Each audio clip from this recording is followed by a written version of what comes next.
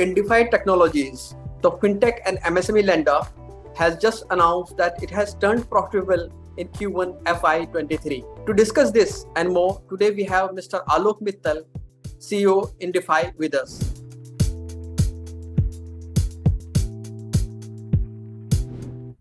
Good to have you, Mr. Alok.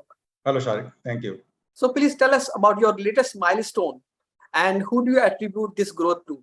Yeah, Sharik. So, this is a planned milestone. In the sense we knew that there is a certain scale and credit performance at which we will start to turn profitable.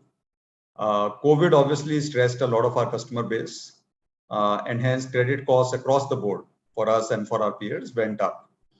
But even as we looked at the situation 18 months back, we were able to differentiate between the credit cost of our COVID affected portfolio, which was originated before March of 2020, and the new portfolio that we were originating. Right. What has happened over the last 18 months is that the performance of our COVID affected portfolio has turned out to be better than what we had estimated just after the pandemic. And the performance of our post-COVID portfolio, is on track as per expectations. So as the stress portfolio has made its way into write-offs, we have over the last 2 quarters been able to demonstrate significantly better credit performance. Our gross NPAs now range below 2%. And at the same time, we have seen strong demand for credit over the last 12 months. We have grown by about 120% over a 12-month period in terms of new dispersals. So both the decrease in credit cost as well as the increase in volumes, that means our indirect costs, our technology and analytics investments can get amortized over a larger base of revenue, has ensured that we turn profitable over the last 2 quarters. And how do you see the role of fintechs evolving in catering to the needs of MSMEs? Yeah, I think in the MSME domain, most of the fintech lenders, us as well as our peers, have been focused on driving more credit inclusion amongst the micro and small businesses. And we think that will continue to be our charter. For example, in our own customer base, more than 20% of the customers that we serve don't have any business loan or any business lending prior to our loan to them. Right? More than 40%, are underserved, and our loan is the highest loan that they've ever received. So that is one dimension of inclusion where customers who are underserved, can utilize online lending, largely because our ability to lower the cost of lending and our ability to forecast losses better. The second dimension of inclusion that we at Indifi drive is women entrepreneurs. About 20% of businesses in India at the micro and small level are run by women entrepreneurs. However, their share in credit across the industry tends to be in low single digits. Now, given that, we have a specific emphasis to make sure that gender discrimination is taken out of credit models. And we regularly now run anywhere between 20 to 25% composition of women borrowers in our customer mix. So those are the couple of dimensions that we feel passionately about. And we think that the digital tools, both customer journeys, operating cost optimization, as well as the ability to predict risk better, can drive inclusion in the MSME credit space. MSMEs have long complained about this issue of state-jacketed approach of banks in lending.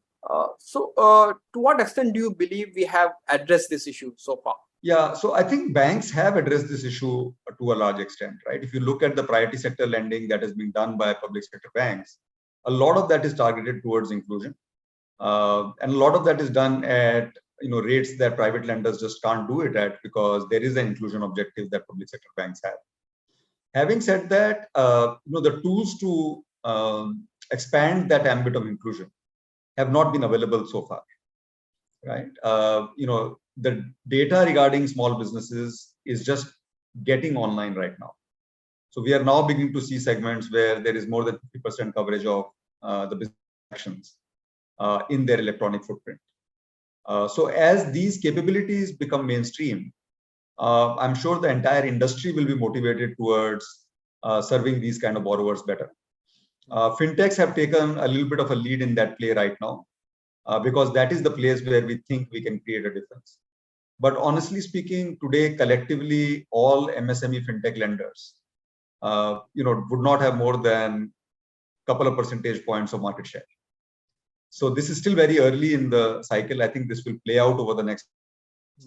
And collaborations between fintech lenders and banks, both public and private sector banks, is going to be a key lever to really move the needle, expand the scale of what we are doing. And businesses these days are, including MSMEs, are having tough time these days.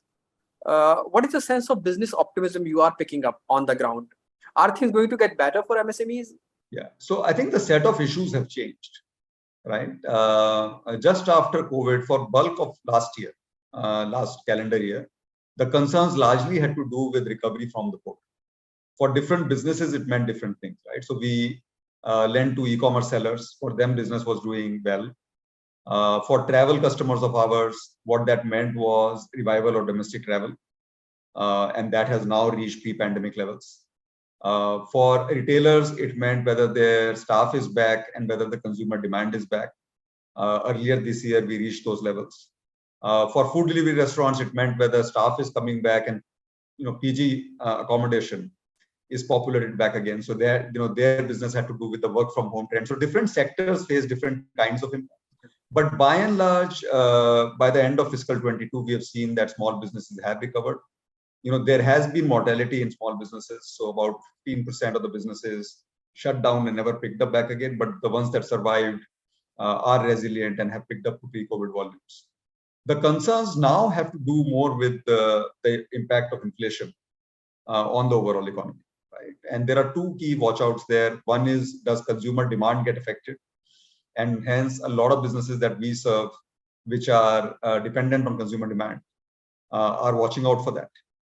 We have seen some early signs of weakness on the volumes of consumer packaged goods companies, for example. But it remains to be seen how secular that impact lands up being. The second impact may flow out of corporate investments. And many of the micro and small businesses are in that supply chain to large corporates. And to the extent that corporate spending goes down, that would be another key watch out. It is too early to see that in the impact. As we speak, we are seeing continual demand of credit from small businesses, but that is certainly a risk that exists out in the future. And lastly, what would be your advice to policymakers to better facilitate access of finance to MSMEs? So I think policymakers have carried a fair share of burden, especially through COVID. Some of the broad intervention steps, as well as some of those that were specific to credit, like emergency credit line, the moratorium, have helped small businesses survive through this period. Right. I think the set of that I mentioned are changing, and to that extent, the response of policymakers has to change. I think one of the key elements where small businesses have a handicap is that when lenders like us lend to small businesses, the cost of capital for us is high, and hence the cost of transfer of that capital to small businesses ends up being high. So I think there is a need to put the co-lending systems under steroids now. Okay. And what has been inhibiting some of the co-lending through fintech platforms is the internal policies of many public sector banks that they will co-lend only with A-rated NBFCs. Many of us in the fintech space don't have the requisite vintage to command that rating, and that is one piece that could be looked at, so that the credit can get transmitted to small businesses. The second is acceleration of digital capabilities. So account aggregator is out there, but the adoption levels remain, moderate. And to that extent, I think the policy push to get banks to adopt account aggregators, to invest in consumer education, so that those mechanisms get adopted. Simplifying the KYC norms for especially micro businesses. I think those are some of the steps that can further amplify digitization of credit and hence make credit more accessible to small businesses. It was lovely speaking with you, Mr. Alok. Thanks a lot for your time. Thank you, Shari. Thanks a lot.